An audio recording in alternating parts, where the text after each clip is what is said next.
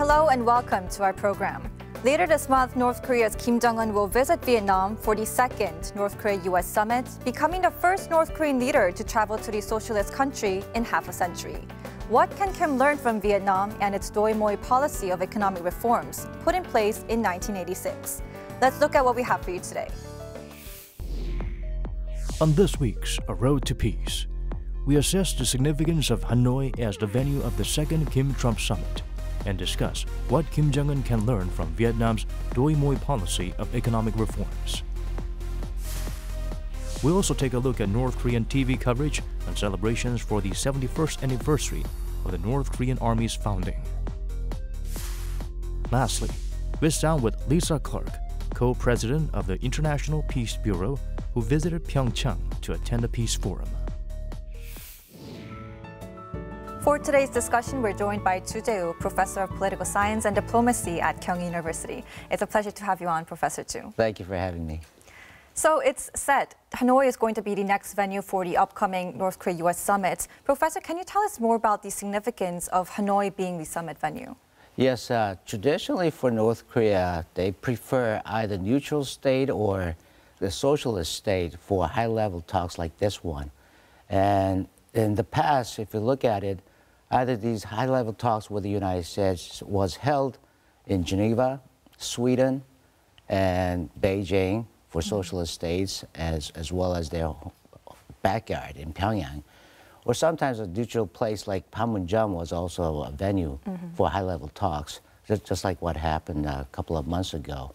And so significantly, it is quite apparent that they prefer either neutral state or socialist state, and for security and safety reasons too, because North Korea, although it has hundreds-some countries that have diplomatic relations with North Korea, but only half the countries that they have their own embassies or consulate.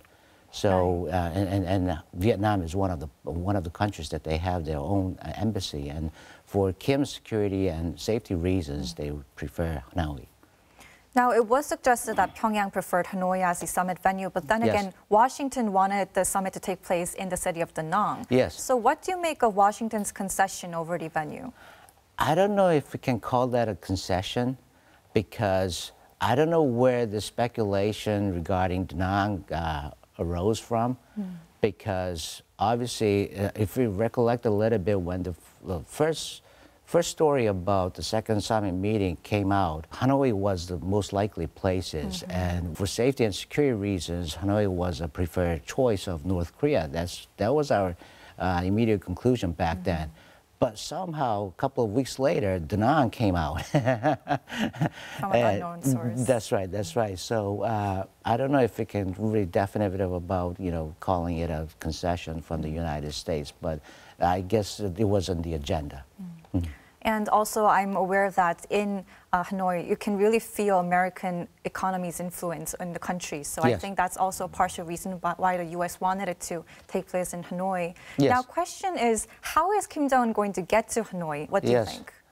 He'll charter a plane again from China, because I don't think he can take a high-speed train from Pyongyang to Hanoi, because North Korea does not have its own high-speed train, and I guess North Korea would have to lend it from China.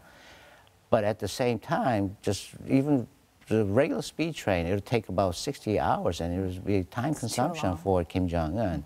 And at the same time, it's going to cause a lot of traffic congestions on China's part, because they would have to block the railroad for safety and security reasons for Kim Jong-un, and it's going to cause a lot of domestic problems for the travelers.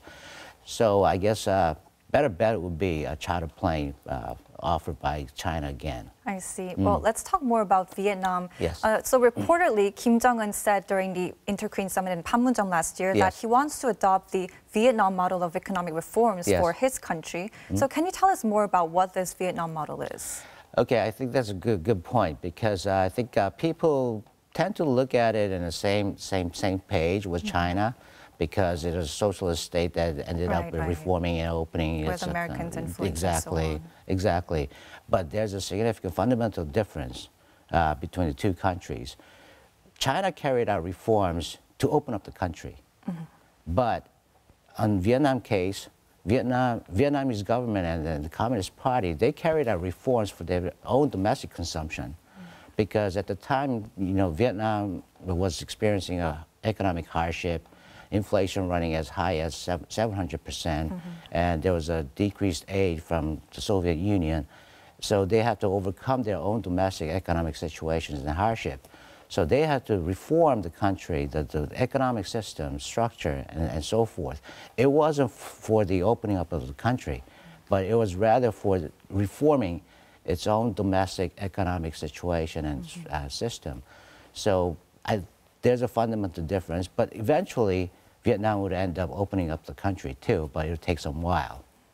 So fundamentally, those two reforms had a different purpose. So Yes. would you say the Vietnam model is more appropriate for North Korea? Yes, I think you look at the economic, current economic hardship that North Korea is experiencing, and the focus of their economic development plan is to, it'll require some sort of reform in the structure and the system of North Korean economy. And speaking of economy, there's a lot of attention on what kind of economic benefits North Korea is going to get from this upcoming summit. Yes. So U.S. President Donald Trump recently tweeted that North Korea is going to become a great economic powerhouse. Yes. So what do you think it's going to offer in return for denuclearization? He wasn't really explicit about his offerings, right? So we can only draw some references and inferences from the past experiences. And if you look at three agreements that North Korea and the United States have reached in the past, starting from going back to 1994 and 2005 and 2007, if you carefully look at them and take it as a reference, that he might first offer some crude oil to North Korea to solve its domestic energy supply, and probably lifting up the sanctions, and that sanctions could be only confined to a few categories. And one is probably terrorist supporting a nation, and that's been going back and forth, and I think Trump put it back again in 2017. So that's the easiest part. But other categories like enemy state, adversarial state, and enemy who fought the war, and so forth, and I think that's going to be a tough. So how likely is it that the economic sanctions will be lifted? Very partially, I would say. Very partially, because going back to 94 and 2005, they only lifted partial sanctions. And those sanctions that were lifted back then would be limited to the North Korean status as a terrorist supporting nation. That means the limit of the sanction would be only for those few companies and few goods and products that North Korea can offer to the world. Then for the possible economic benefits that you just mentioned, what will that require from North Korea? What kind of concrete steps toward denuclearization would it have to make for this Hanoi summit? Again, going back to all these three agreements in the past, they have laid out all the the procedures for lifting the sanctions. And one critical criteria was verification of the nuclear facilities and development program. And unless North Korea follows and complies fully with these requirements, I don't think the United States is in position to offer any kind of full lifting of sanctions, or even great extensive lifting of the sanctions on North Korea. So I think that'll be really critical, verification of these facilities and development programs. And recent reports also suggest that the Yongbyon nuclear complex could be the key part of this agreement for the Hanoi summit. Do you That's also right. agree with this? Oh, I do agree with that, because in 1994, if we go back a little bit, then it required North Korea to eventually abandon the facility. It wasn't about freezing the nuclear development program. It wasn't about giving up, so forth, but abandoning it means it's handing over to the United States. Right. Yeah. So I think that'll be one critical point here. So if we can take that as a reference, then it would mean full verification and probably a complete dismantlement, not by North Korea, but by the United States and other actors, including IAEA. And in addition to the economic benefits, the U.S. may or may not offer a declaration to the end of the Korean War. How likely do you see this happening then? I think it's a half and half, yes, because it can go either way, as we can sense it a little bit from all these declarations and joint statements from inter-Korean summits. In these joint statements, we came to terms that it could be done by either 3 or 4 parties, right? If China is not going to do it this time, and if there's going to be an agreement among the 3 parties, including the United States and 2 Koreas, then that's feasible. So I think that's why President Moon Jae-in is also on standby now. And speaking of China, China and U.S. relations are also an important variable for the Korean Peninsula. Yes. In their current bilateral relationship status, how do you see this affecting the denuclearization talks? People like to look at it in the same page, but I have a different perspective because, you know, when the United States and China, they get together, you know, they're not exclusively getting together for the purpose of, you know, discussing denuclearization of North Korea. There's so many agendas and issues that they would have to deal. And denuclearization of North Korea or the Korean Peninsula is one of the agendas confronting, you know, these 2 nations. And here, along the discussion, some of the agendas, you know, results and their disagreements could affect the outcomes of their discussion on, you know, denuclearization of the Korean Peninsula. So, in a way, it could be looked at it that way, but from China and the United States perspective, they see it as a totally different issue. And there's even a joke about this issue, you know, coming from Washington. They say the easiest agreement with China is denuclearization of the Korean Peninsula. Can we be comforted by this fact? Because if trade negotiations turn out bad, it'll still have no effect on the denuclearization talks? Yes, so I guess that's my take. That's my an take. upside. Yes. Now, also linked with the end of war declaration is Yes. the U.S. troops stationed in South Korea. Yes. But because if there's no war, there's really no need for the U.S. troops to stay here on the Korean Peninsula. Yes. But then again, South Korea and the U.S. recently signed a new deal on defense cost sharing. What That's is your right. assessment of the situation? Yes, in principle, it might sound like that. It could allude us to that kind of conclusion. But at the same time, for complete withdrawal of the United States forces in Korea or, you know, relinquishing, you know, U.S. ROK alliance treaty, it'll take some more efforts, like turning armistice into peace treaty that North Korea has been insisting over the years. And that peace treaty has to be first taken care of. Then you know, consideration to U.S. forces status in South Korea could be considered. So there's the, you know, steps and procedures that we have to first go through before we can really discuss about, you know, the prospect of withdrawal of the U.S. forces from South Korea. Now, going back to the Kim-Trump summit, U.S. Special Representative for North Korea Stephen Biegun recently said that Pyongyang and Washington already agreed on their agendas for the next summit. But then again, they're going to narrow down their differences for the upcoming follow-up negotiations, which is going to take place in a third Asian country. How much do you think they're going to be able to achieve ahead of this meeting? Yes, as long as they have their, you know, hopes high, I think they'll be really pounding on it. They'll grind it out, and I think they're trying to narrow the gap as much as possible. And that gap would boil down to, you know, the degree of verifications and how willing North Korea is going to accept the verification efforts and process by the United States as well as the IAEA. Because in the past, you know, North Korea is very infamous with their, you know, inviting these inspectors and then kicking them out again for their political reasons and so forth. So that's why, you know, things didn't move forward back in the days. But, you know, this time, if Kim Jong-un is really up for, you know, denuclearization and sincere about it, just like he claims, then it'll all come down to the degree of verification that he's willing to accept. And this meeting is going to determine the success of the second Kim-Trump summit. Well, moving on to other news, on February 8th, North Korea celebrated the 71st anniversary of its army's founding, and Kim made his first public appearance after the announcement of the Hanoi summit. Here's a clip from North Korea's KCTV. 최고領導者김정은 동지께서는 조선인민군 장군 71돌세 즈음하여 인민모력성을 축하 방문하셨습니다.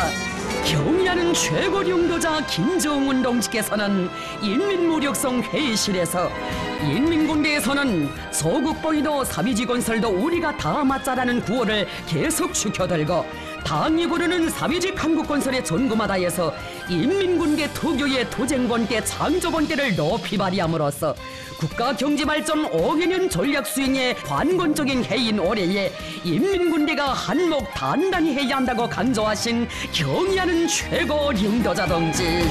최고領導者김정은 동지께서 공군국가합창단의 경축 공연을 관람하셨습니다. 경의하는 최고領導者동지의 제청에 의하여 여성 삼중창과 남성 합창 우리의 국기가 다시 연주되자 장례는 무한한 격동과 흥분에 휩싸였으며 공연은 최절정을 이루었습니다.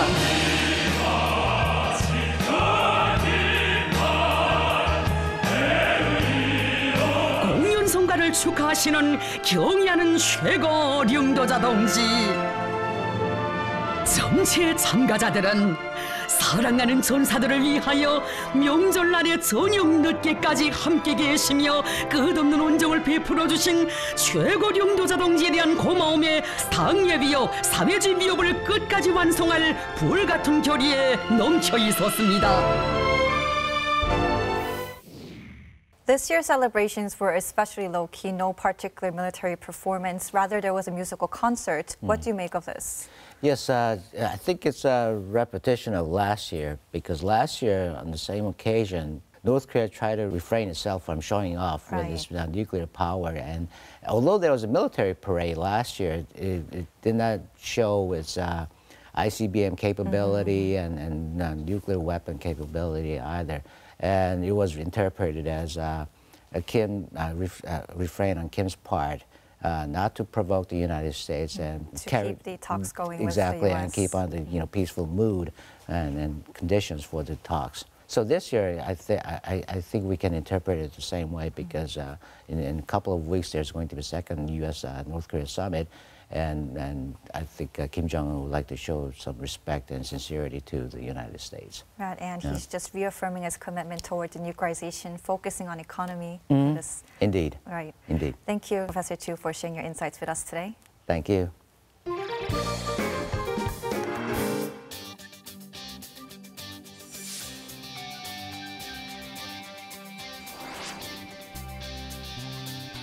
Exactly a year after the Pyeongchang Winter Olympics, another major international event has kicked off here in Pyeongchang.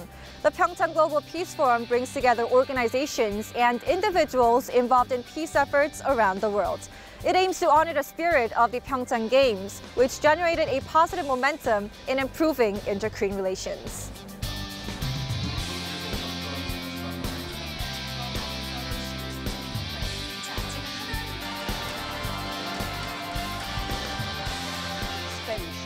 Of all that we're doing already on the road to peace. Among the participants of the forum is Lisa Clark, Co-President of the International Peace Bureau, one of the oldest international peace organizations. Thank you for joining us today. Thank you. So what brings you to the Global Peace Forum today? Well, I think it's an extraordinary event.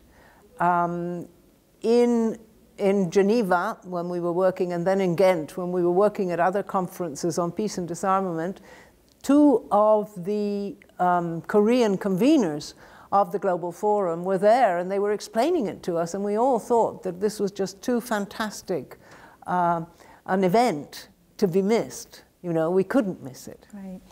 Can you tell us more about your organization and its key activities? Yeah. The International Peace Bureau was founded in the 1890s. That's about as old as you can get. Right. But in those days, when there was no such thing as NGOs, there was no such thing as peace, and also peace was not addressed by lawyers and their associations or scientists the way it is now. It was important. It filled a void that needed to be filled. So from your perspective, what's the most pressing issue for world peace, and what does your organization do to address this issue? Well, we have decided, this was just a few years ago, actually before I was president, it was decided that we didn't have much manpower to try and cover all the different aspects of peace, so that we should concentrate on something that we could do in depth. And we decided that disarmament as an issue was something that could play an important role in peace education.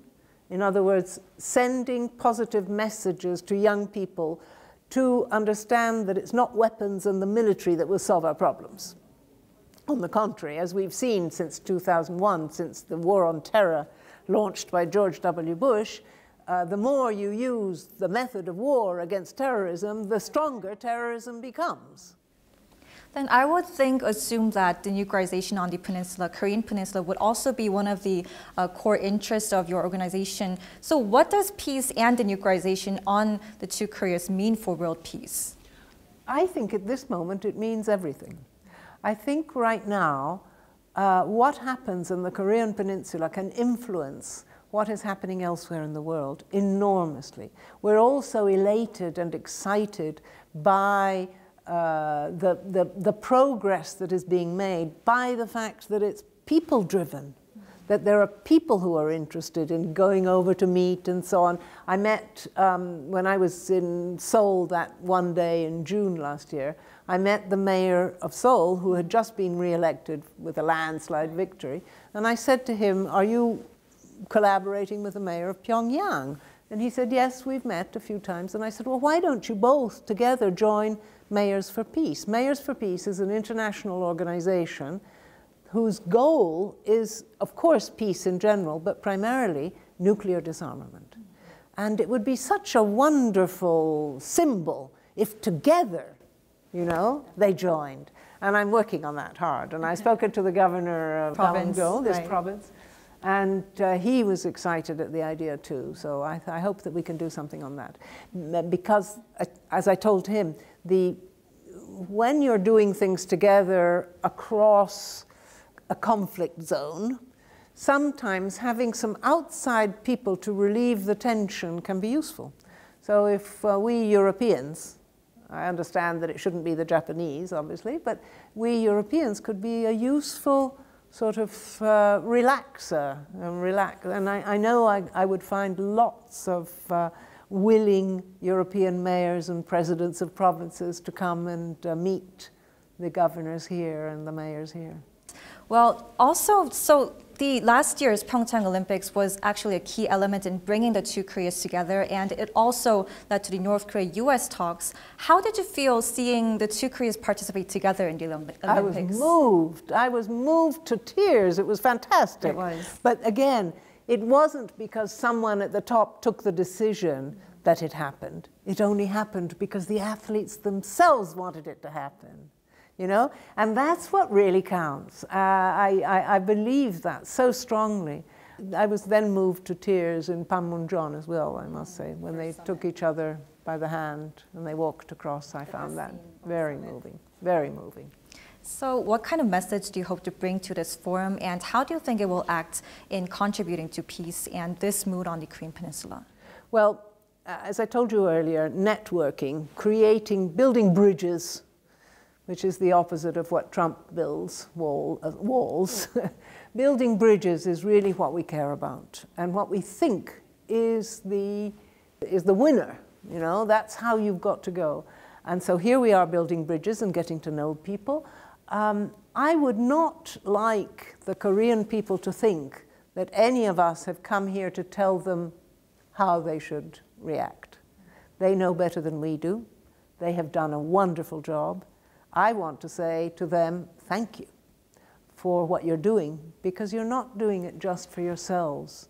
You're doing it for peace in the world. You're doing it for all of us. And so I'm saying thank you in advance, even though it isn't quite finalized yet, but I'm very optimistic. And we're also thankful for you to coming here today. Thank you so much for your time and for your thoughts. Thank you. Thank you. Thank you again to Lisa Clark for her meaningful remarks on peace. Hopefully, peace efforts on the Korean Peninsula that started a year ago with the Pyeongchang Winter Olympics will continue in Hanoi and finally bear fruits in the near future. And this is all we have for you today. We'll be back next week. Thank you for watching.